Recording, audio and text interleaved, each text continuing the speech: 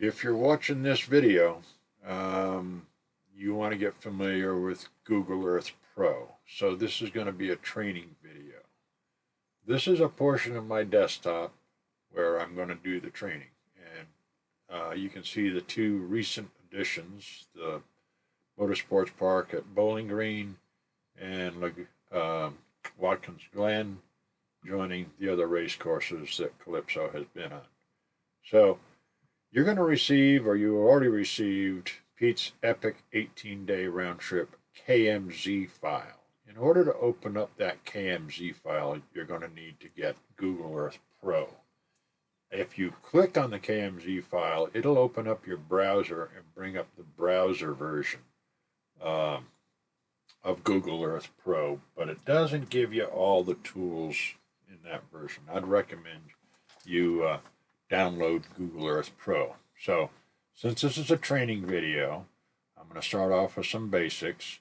If I left click, you'll see you get a red starburst. If I right click, not only will it bring up that menu, but you'll see the green starburst. So there's the green, and that's the right mouse button. This is the left mouse button. And click and drag. The starburst stays there for the extent of the drag. So, in order to get Google Earth Pro, you're going to need to open up your browser. So I brought Google Chrome in here. And I'll open that up and I'll type in Google Earth.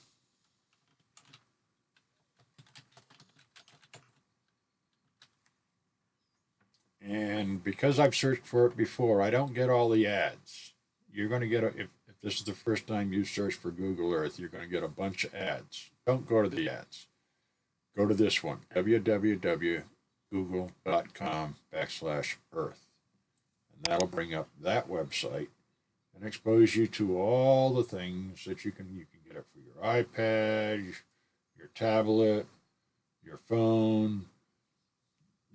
It's a number of different resources, but the one that you're really after is the one here at the bottom of the Earth versions, and that is Google Earth Pro.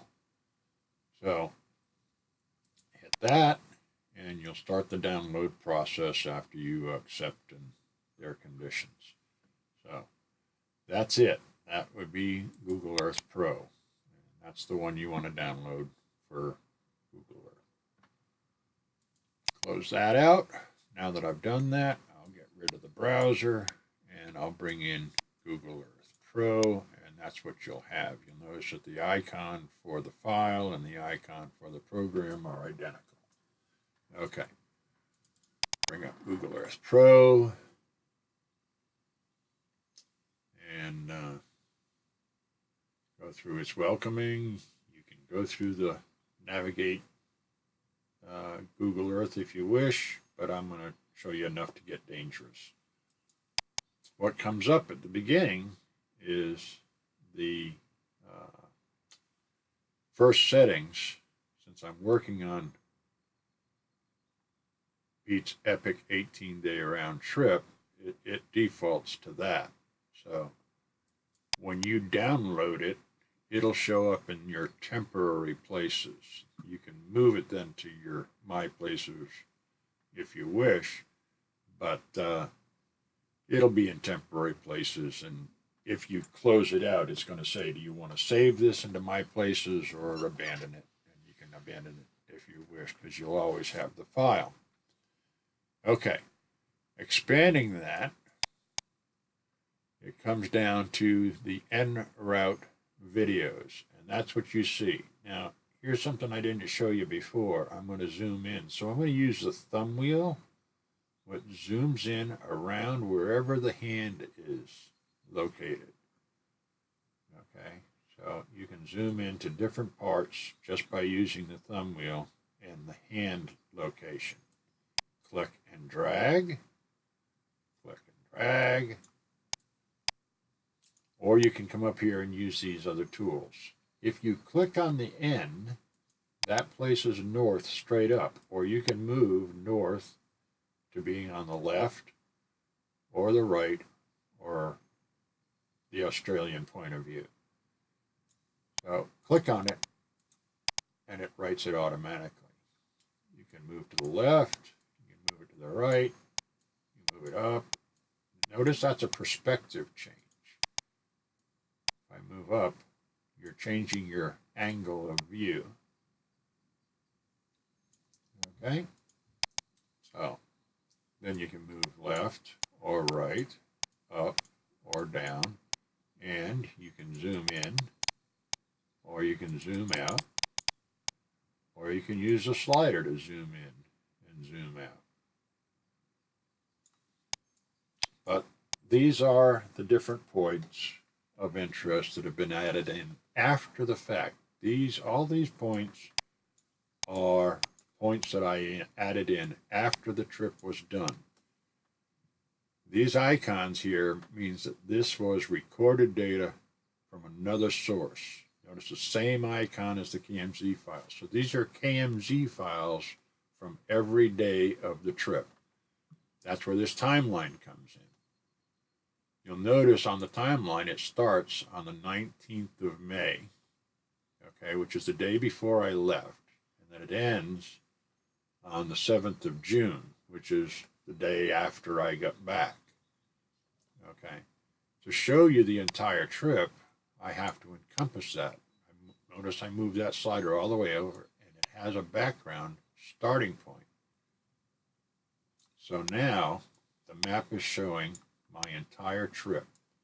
The trip out in red, the portion with my sister in pink, and the trip back in purple. And that's all in accordance with the encompassed timeline from the 19th of May to the 7th of June. I can move it this way and just get the trip out that ended upon my arrival in Rhode Island on the 28th. Or I can grab it and move it this way. Or I can move this point of reference and get just the travel I did between the 27th and the 29th, which is the trip up the East Coast. So use the timeline to help refine your search for the different things that I did. All right. But let me cover the videos first. That's probably the key point here. So there are places here that are in tan. There are en route videos. There's even a couple here. Here's a video right here that's in tan. And I've got a video about that particular segment. I think I did one on the legal question, and that's the video on the legal question. But all of these videos are triggered. Dances with Wolves, Part 2. So anywhere there's a video, notice that most of them are in green or tan. Let me cover that difference, okay? You'll notice there's an exception here. There's a yellow one here. So I'm going to click on that one. That's the West Virginia. I clicked on it. And this is the dashboard camera going through the hills of West Virginia.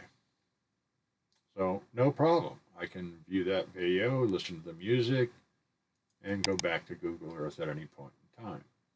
I can click on this pink one, and that's the Watkins Glen track. And I can watch that one. So there's my entrance onto the track at Watkins Glen. No problem going back and forth between Google Earth and this particular video coming from that particular location.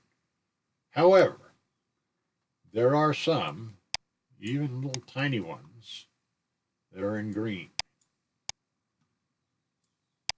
So I'm going to click on that one. I'm going to go to that, Carolina and the Pines,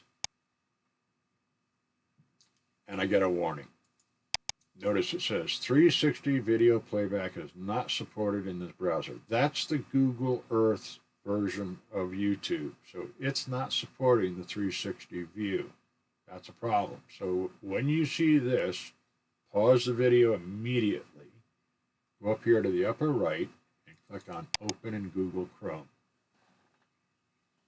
And then that will play the video in the proper 360 format. Now notice this little spiral here, that's updating. The reason for that spiral is that I'm on the border of exceeding the bandwidth for the resolution of the video.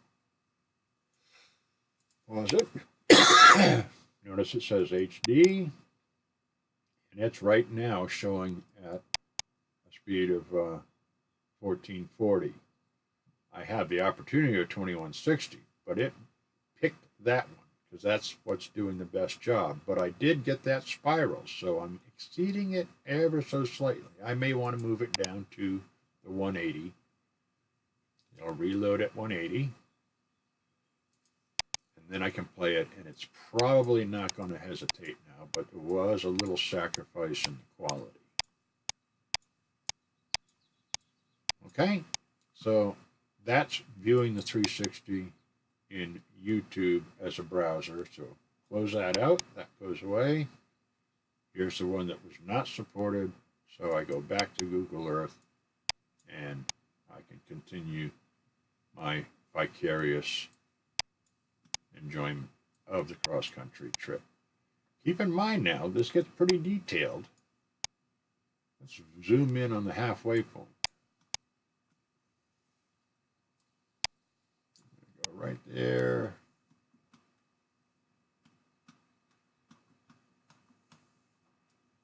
You can see where I came off the freeway, off Interstate 40, drove across the bridge, over to the halfway point. And now, if you don't want to see my video and you just want to look around, grab this little guy, drop it on the road, and you'll invoke the Street View with my routes on it. You can see where I ended. That's where I came in and parked, and that's when I took off. So you have my departure, my arrival, and my departure. Well, I hope you have a good time with this. There's a lot of detail here in the 18-day trip across country.